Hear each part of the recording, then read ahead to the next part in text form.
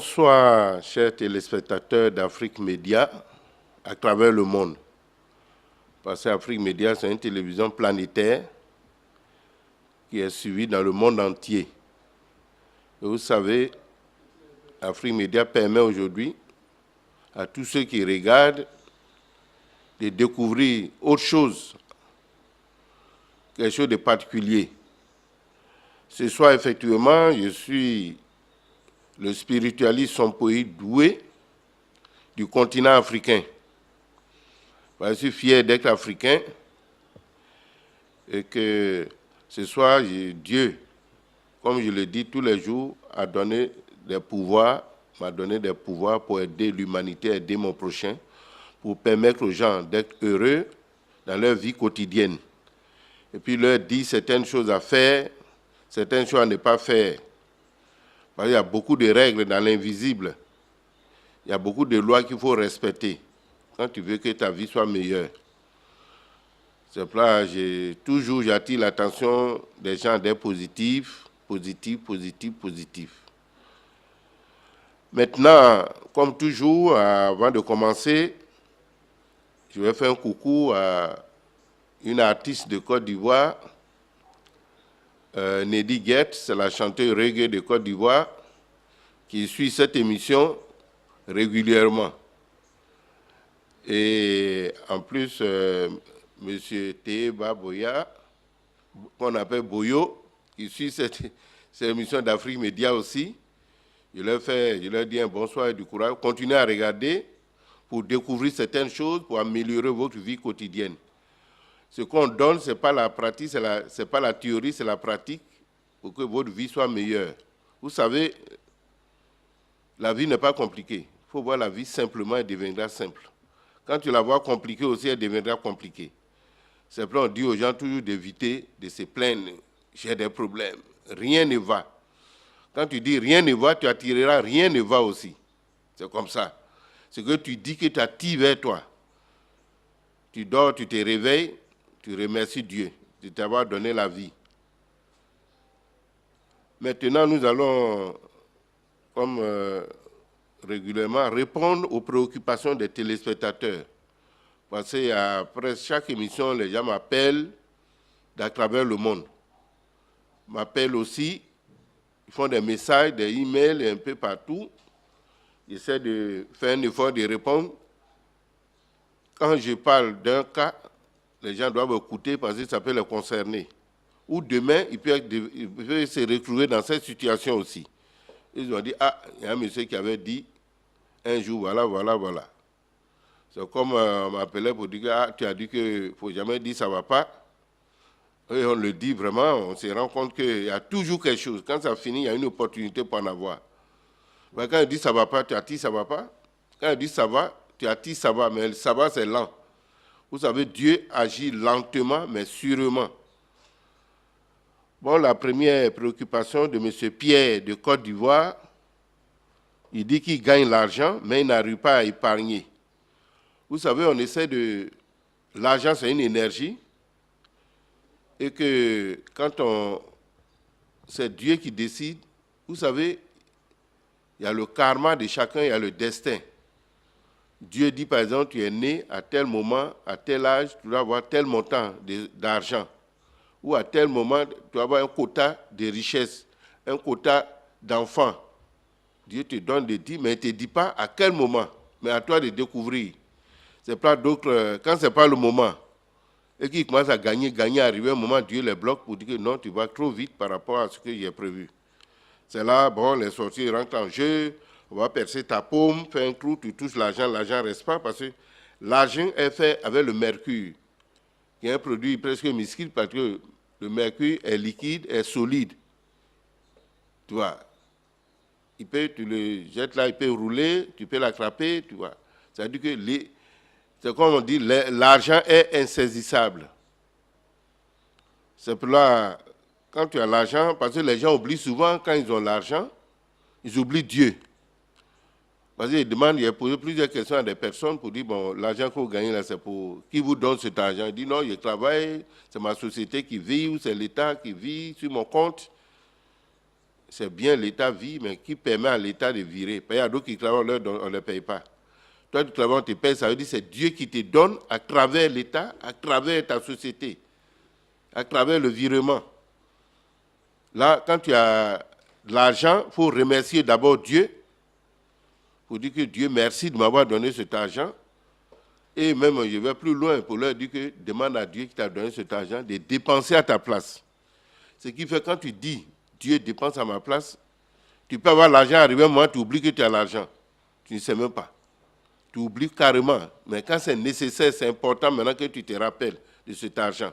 C'est pour ça qu'on dit toujours mettez Dieu au devant. Parce que quand on dit Dieu, Dieu, les gens pensent que tu es dans quelle église, dans telle religion, dans quelle... Ça n'a rien à voir avec les religions. Dieu il est là pour nous tous. Nos parents qui sont au village, ils suivent la voie de Dieu plus que ceux qui vont à l'église. Parce que Dieu, quand tu es sur la voie de Dieu, tu ne gardes pas rancune contre quelqu'un, tu ne penses pas mal de quelqu'un. Mais quand tu utilises le nom de Dieu pour tuer ton prochain, pourtant c'est un enfant, c'est une créature de Dieu. Dieu en lui, Dieu en toi. Et tu vas le tuer, tu crois qu'au nom de Dieu. Mais écoute, c'est pas. Mais après, il va te faire payer. Parce que c'est comme un père, il a 2 enfants, un autre tue l'autre, et puis il dit, ah papa, j'ai tué mon frère. Il va dire, ah bon, est-ce que tu m'as dit, puis il n'a pas trouvé la solution à ce que tu demandes. Et puis toi, tu veux le tuer, tu le tues à ma place. C'est moi qui l'ai emmené, c'est moi qui dois dire de revenir. Maintenant, il y a M. Mohamed de la Libye. Il dit que sa mère est malade, victime d'un sort au pied depuis 4 ans. Et sa maman au Cameroun. Il lui a dit bon, de me rappeler, et puis je vais intervenir pour sa maman, qui donne mon contact, et puis je vais essayer d'intervenir. Qu'est-ce qu'il doit faire pour cette dame? C'est pour la protéger, et puis l'opérer, le pied, à distance. C'est-à-dire, s'il me contacte, moi je vais essayer d'intervenir à partir d'Abidjan, opérer le pied de la dame, parce que j'interviens régulièrement au Cameroun, hein, où fait des séances de protection, de guérison, ainsi de suite. Donc il m'appelle et puis bon, on va chercher à régler la préoccupation de sa maman. Bon, il y a une dame du Mali qui a vécu avec son mari pendant 20 ans et une petite fille est venue perturber son foyer. Elle me demande est-ce que M. Sompoy peut-il la punir? Bon. Moi, je ne punis pas les gens, c'est Dieu qui punit en fonction de ton karma. Dieu a créé les êtres supérieurs qu'on appelle les seigneurs du karma. Quand tu fais du bien, ils te récompensent. Quand tu fais le mal, ils te font payer. Tu as les conséquences. C'est-à-dire quand tu poses un acte, si c'est bon, c'est eux qui jugent. Si c'est bon, ils notent. Quand tu fais le mal aussi, ils notent. Après, un moment de ta vie, ils font la balance. Si tu as fait beaucoup plus de bien, tu as la récompense. Si tu as fait beaucoup plus de mal, tu auras les conséquences. Mais moi, je ne punis pas les gens, je ne fais pas le mal.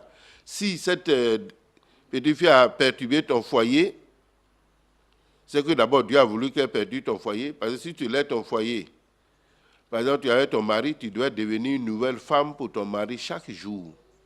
Une nouvelle femme pour ton mari chaque jour. Parce que tu vis avec quelqu'un, tu dois savoir ce qu'il aime, ce qu'il veut, et tu le fais plus pour qu'il se sente à l'aise, heureux. Un homme, là, c'est un gros bébé. Mais quand tu veux un homme idéal qui doit faire ce que toi tu fais, ce que toi tu veux, ça n'existe pas. Et puis un homme sérieux aussi, ça n'existe pas. Femme sérieuse aussi, ça n'existe pas. Tout ça, là, c'est des mots creux. Mais on fait avec. Il faut s'adapter à toutes les situations. Mais on leur donne souvent, bon, je vais donner par exemple, si votre mari n'est pas sérieux et qu'il fait des choses qui ne vous plaisent pas, il ne faut pas dénoncer ça. Plus vous dénoncez, plus ça devient plus grave encore. Il fait pire. S'il dit, mon mari, ouais, il a des copines dehors, il ne reste pas à la maison. Mais quand il arrive à la maison, Dieu on a mis des pointes en bas de ses fesses. Il veut sortir. Quand il sort, maintenant, il est libéré. Mais toi, tu le projettes dans les pensées dehors. Et il sera dehors. C'est pas pour éviter, quand ton mari sort, qu'il a même copine dehors, tu dis, mon mari est sérieux, il n'a pas de copine dehors. Tu insistes à l'intérieur de toi et ça va agir sur lui. Arrivé un moment, arrivé à la maison, il ne peut plus. Il sera lourd même pour sortir. Et s'il ne fait pas attention, ses copines vont le chasser dehors là-bas. Par là, c'est qu'il va se soulever là-bas. Là. Pourtant, tu n'as rien fait, c'est les pensées Tu lui envoies que des pensées positives. Alors, comme il est sur la voie négative, ça va détruire toute cette négativité-là. Nous, c'est simple, c'est des lois. C'est pas quand les femmes viennent, les hommes viennent, je leur dis, voilà, mon mari a fait, ma femme a fait. Je dis non. Positif, tout ce qu'elle fait là, tu dis, elle ne le fait pas. Et tu verras comment les choses... Et ça change. C'est un secret que je vous donne comme ça. Faites-le simplement, sans se compliquer la vie, sans aller voir marabout, féticheur, aller prendre des trucs pour accélérer les... Non, non, ne faites pas. Parce que quand on protège quelqu'un, marabout, féticheur ne peut rien contre lui. Tout ce qu'il va faire contre vous, ça ne marchera pas. Ça ne marchera pas. Nous, potion dans la nourriture, vous allez manger, il n'aura rien. Voilà. Parce que vous êtes dans un état vibratoire à tel point que ce n'est pas les petits marabouts féticheurs qui vont venir stabiliser ou le sorcier qui va venir stabiliser votre vie. D'où, madame, je ne punis pas les gens, je demande à Dieu, d'abord, il faut pardonner, puis bon, voilà, tu faut prendre ton mari en main, envoie-lui les bonnes pensées, fais ce qu'il aime de plus, et tu verras qu'il va changer. Et même, s'il voit qu'à la maison, il a tout, pourquoi bon aller dehors? Ben, si ce qui lui manque, il va aller rattraper dehors, mais si toi, tu ne t'occupes pas de lui, tu le rejettes, tu ne t'occupes pas sincèrement de lui, mais il sera tenté d'aller dehors. Nous, ce n'est pas en criant ou en faisant la jalousie, en l'empêchant, ce n'est pas ça qui... Il faut le prendre au sentiment, par ton comportement, lui-même sera convaincu que ce qu'il va aller chercher dehors, ça est ici déjà. Maintenant, il y a un monsieur de la Guinée-Conakry demande quel est le prénom du spiritualiste Sompoï Doué. Oui, mais mon prénom, mon nom de famille, c'est Sompoï, qui a une signification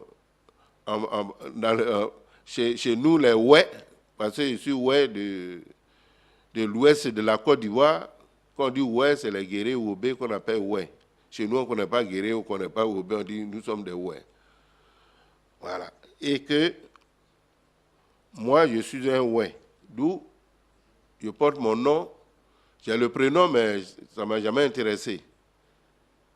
Mon nom, c'est Sompoï, mon prénom, c'est Doué, s'ils veulent un prénom.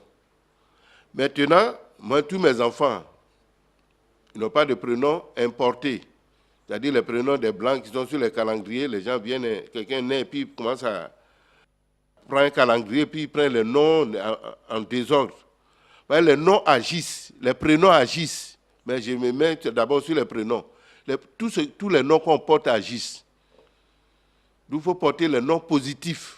Parce que le nom que tu prends sur un calendrier, je ne sais pas c'est le nom de qui. Ça peut être un bandit, ça peut être un truc.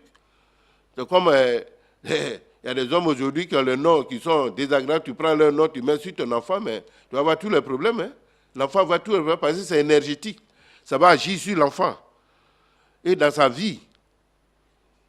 Dans sa vie. C'est comme j'ai un cousin que j'ai trouvé au village, son père lui a dit, bon, tu vas souffrir. C'est-à-dire, il fait ça dans la famille, il dit que les autres vont souffrir, lui va être bien. Bon, c'est une réaction négative. Tu ne peux pas demander de souhaiter le malheur des autres, souhaiter que les autres vont souffrir. Il a mis ça sur le nom de son enfant. Aujourd'hui, son enfant souffre terriblement. Il dit, bon, voilà, ce nom je vais souffrir là. Il faut changer, appelez-le maintenant, tu ne vas plus souffrir. Et après au moins un an, là, il dit, ah, tonton, vraiment, mes choses commencent à se rétablir, je commence à avoir une lumière dans ma vie. J'ai dit, ah bon, tu vois, par matin, soir, tu vas souffrir, tu attires les génésies de souffrance et tu vas souffrir.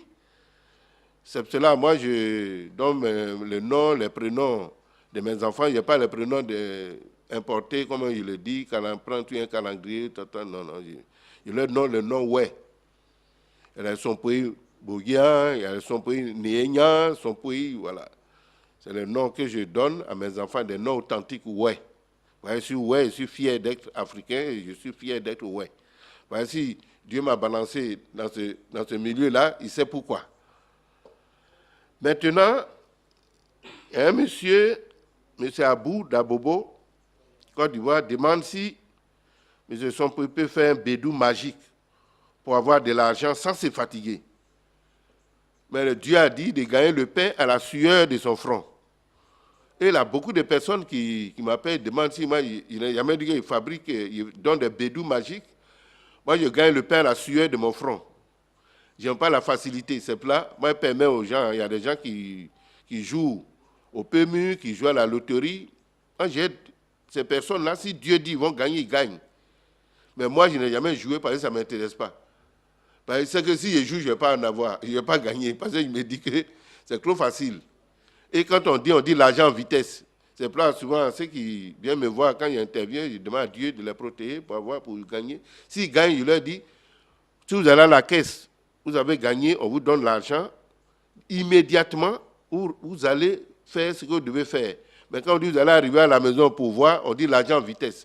Mais une fois que vous arrivez à la maison, ce n'est plus vous, l'argent là, c'est déjà parti. Ce que vous allez faire par la suite ne marchera jamais parce que l'énergie de l'argent est déjà partie, ce qui est resté là, c'est les billets, c'est les papiers qui n'ont qu'une valeur. Donc ce monsieur, il lui a dit que non, moi je ne permets pas aux gens de... Je ne fais pas de bédou magique. Et puis j'ai parlé d'un étudiant tchadien qui voulait que je lui trouve un esprit qui va utiliser comme esclave, qui va le rendre riche, prospère, tout ça. Il lui a dit, mais il lui disait que non, on peut te protéger pour demander à ton ange gardien d'être à tes côtés. La semaine passée, il m'a appelé encore, dit, ah, tonton, bon, je laisse cet esprit-là, il faut tout faire pour me mettre en contact avec mon ange gardien, pour me rendre encore heureux. J'ai dit, l'ange gardien, on le fait. Chaque être humain a un ange gardien. Et effectivement, souvent même d'autres connaissent le nom de leur ange gardien. Et je vais intervenir, on peut te protéger pour demander à ton ange gardien d'être actif. C'est-à-dire, il va te protéger, il va te faire des trucs. Parce qu'à un moment, là, à mes débuts, quand j'ai protégé quelqu'un, et puis devant son ange gardien, je demandais à son ange gardien d'agir en lui. Souvent, il peut soulever sa main seul, il peut faire des gestes seul. Et moi, j'en ai utilisé aussi quand j'avais fait ça, j'ai remarqué un truc, il devait prendre rendez-vous quelque part, il devait aller, puis il dit, bon, mon ange gardien va prendre mon rendez-vous. Et puis bon, il est allé, il a pris le rendez-vous. Et puis bon, moi, un coup là, on m'appelle, on dit, ah, monsieur Sompoy, vous venez de... Tout à l'heure, le patron voulait même vous recevoir, mais vous êtes déjà parti. Mais il dit, demain, il vous reçoit. Ah. Bon, il ne peut pas dire que ce n'est pas moi. L'ange gardien est parti et c'est moi qu'on voyait. Tu vois, d'où c'est des trucs, c'est insolite, on n'arrive pas à comprendre, mais c'est comme ça. C'est pour là, il y a beaucoup de choses, quand on intervient pour quelqu'un, il y a des témoignages que les gens font, toi-même tu te demandes, mais qu'est-ce que c'est? C'est qui, comment? Ben c'est ça. On demande ton ange gardien peut t'aider, à ne pas manquer l'argent, il peut te défendre en cas d'attaque. Oui, il peut te défendre en cas d'attaque. Parce que ton ange gardien, il est là pour te défendre, pour ne pas qu'on te fasse du mal. Mais il ne va pas rentrer trop dans ce qu'il peut faire.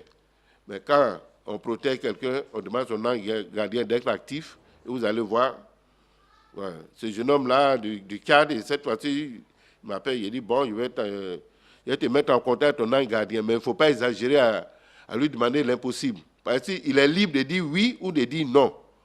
Parce qu'il voit que tu ne fais aucun effort, que lui va tout faire à ta place, non. C'est quand c'est serré, c'est dur maintenant que lui, il peut venir en aide. Voilà, ça ne veut pas dire demain, tu as dit, bon, toi tu es assis là à la maison, tu dis, envoie-moi l'argent. Ça ne viendra jamais. Ça ne viendra jamais. L'argent, là, c'est au bout de l'effort, c'est tout la récompense. Il faut faire le premier pas pour que Dieu puisse faire le reste. Voilà, en gros, tout ce que les préoccupations des téléspectateurs, que j'ai pu répondre grâce à l'inspiration divine. Et que nous allons voir tout à l'heure un témoignage que vous allez voir, et puis après, je vous dirai la suite. Bon, tu appelles d'où là? J'appelle des États-Unis là. Ah, des États-Unis. C'est ça, je vous ai dit que je viens d'avoir le boulot là, le lundi, après ici, il y a cela 2 jours là. Ah bon, tu as eu du boulot? Ah, d'accord. Oui, oui. Bon, faut... C'est là où je vous ai... Oui. Merci. Remercie Dieu de t'avoir donné du travail. Non. Moi, je vais lui dire merci. Et puis, quand on a un boulot, on remercie Dieu et on prend ce boulot au sérieux. Maintenant, on dira à Dieu, bon, si tu as fait un autre boulot meilleur par rapport à ce que je fais, allez, de me donner, te protéger contre tout ce qui est négatif. Et tu ne dois pas garder rancune pour quelqu'un. Tu ne dois pas penser mal de quelqu'un. Après ça, on ne peut pas te dire que c'est un tel parent, c'est ton père ou ta mère ou ton oncle qui est à la base de ce qui t'arrive aux États-Unis. Ok. Là, c'est contradictoire, là, parce qu'on pardonne, on ne Oui, pas de ça. exactement. Maintenant, si c'est quelqu'un de ton entourage qui est à la base de ce qui t'est arrivé, lui, Dieu lui a demandé de faire, il a fini. Maintenant, s'il n'a pas compris, il doit arrêter. S'il n'a pas arrêté, qu'il revient à la charge, c'est un homme mort. Ça dit c'est retour à l'envoyeur. Oui. Allô? Ouais. Oui. Ouais, bonjour madame, oui. Donc, Bon, je, tu es en Angleterre, dans quelle ville? je suis à Portsmouth. À Portsmouth. Tout à l'heure, on vient de faire ta séance. Qu'est-ce que tu as ressenti? Oui, donc j'ai ressenti comme s'il y avait une onction qui descendait sur moi. Ça m'a fait ça beaucoup. Ah bon, une onction. C'est comme c'est... Oui. Comme ça m'a fait ça beaucoup, comme ça descend, puis ça me donne la chair de poule. La chair de poule. Et puis bon, oui. Ah. Et puis dans mon ventre a chauffé aussi. Ton ventre a chauffé. Bon, j'ai commencé à me sentir légère parce qu'avec tous ces problèmes-là, Oui, tu es lourd, tu penses trop. Oui. Tu penses trop, faut penser positif, confie-toi à Dieu, et tu verras. Chaque chose a une fin. Comment tu te sens maintenant dans ton corps? Oui, maintenant je me sens bien, je me sens normal parce que bon, avant la prière, bon, mon corps était bizarre, comme je disais, les brûlures partout. Oui, des brûlures, ah oui, tu parles des brûlures partout, des trucs. Oui, des piqûres bizarres dans mon corps. Depuis que, bon, d'abord même avant la prière, quand on a parlé, je commençais à me sentir bien. Oui. Prière, bon. Parce que quand moi je te parle, tout ce qui est négatif doit disparaître en toi pour qu'on soit sur le même état vibratoire, pour qu'on, ce que je te dis, tu puisses recevoir. Parce que tu n'es pas négatif, puis moi je suis positif. C'est pas possible. Je détruis tout ce qui est négatif. Je suis au-dessus du négatif. OK? Amen. Voilà. Amen, d'accord. Tu fais ça, tu dis ça dans ton cœur. OK? Vous venez de voir le témoignage qu'on a pu enregistrer. Parce qu'à chaque fois, maintenant, on va présenter les témoignages pour que vous compreniez comment Dieu fonctionne à travers moi, à travers le monde. Parce que ces témoignages, les personnes qui ont vécu, ou même en direct, ils sont en train d'intervenir et ils disent ce qu'ils ressentent, peu importe la distance, parce que la distance n'existe pas, le temps n'existe pas. Voilà. Avec Dieu, il n'y a pas le temps, il n'y a pas d'espace. Ce qui fait que les gens vont faire des témoignages qui sortent d'ordinaire. On dit, mais comment quelqu'un à Abidjan? Et puis, bon, il intervient au téléphone, et puis, bon, la personne sent des trucs ou réagit, fait des trucs. Bon, il y a plein de trucs qui se font grâce à Dieu. On ne peut pas comprendre comment Dieu fonctionne. Si on allait savoir, on allait avec Dieu. Dieu nous a créés à l'image et à sa ressemblance. Mais on ne peut pas être... Dieu nous a donné 10% de notre intelligence. Vous avez vu de quoi les 10% on est capable? Et Dieu lui détient les 90%. Donc, comme ça, vous avez vu les témoignages. De temps en temps, on présentera des témoignages. Maintenant,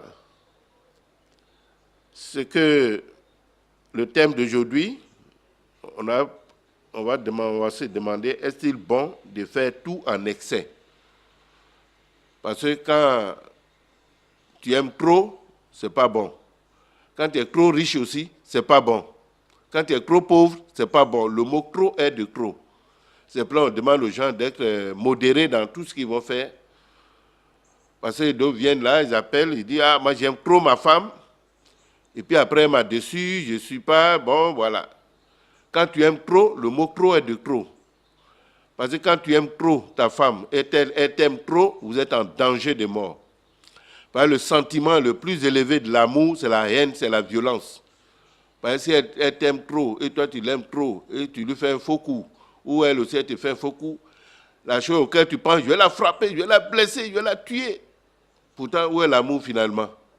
Parce que l'excès de l'amour, c'est la haine, la violence. Parce que quand tu aimes trop, que tu es touché, tu ne penses plus à ce qui est positif, ce qui est chose. Hein? Tu penses à ce qui est négatif, tu es rempli de négativité, de la violence. C'est pas qu'il faut être modéré. Quand tu es modéré, tu es un peu indifférent de toute situation. Voilà, tu peux admirer ton homme, tu peux admirer ta femme, mais dis que j'aime trop. C'est comme quelqu'un qui est riche. Quand tu es trop riche, c'est pas bon. C'est pas bon. Parce que les plus riches ils deviennent esclaves de l'argent parce qu'ils veulent faire tout pour avoir plus, parce qu'ils se comparent à une quantité, à un quota, à une quantité d'argent, de richesses. Pourtant, les richesses, c'est éphémère, c'est un bien matériel qu'on peut laisser à tout moment pour partir. C'est pour ça qu'on dit aux gens, quand vous avez l'argent, aidez les autres. Ceux que vous aidez là, ce n'est pas eux que vous aidez, mais vous aidez Dieu à travers eux. Là, vous faites du bien à Dieu, Dieu va vous récompenser, Dieu va vous donner encore plus. C'est pour ça que plus tu sors l'argent, plus ça rentre. Tu vois.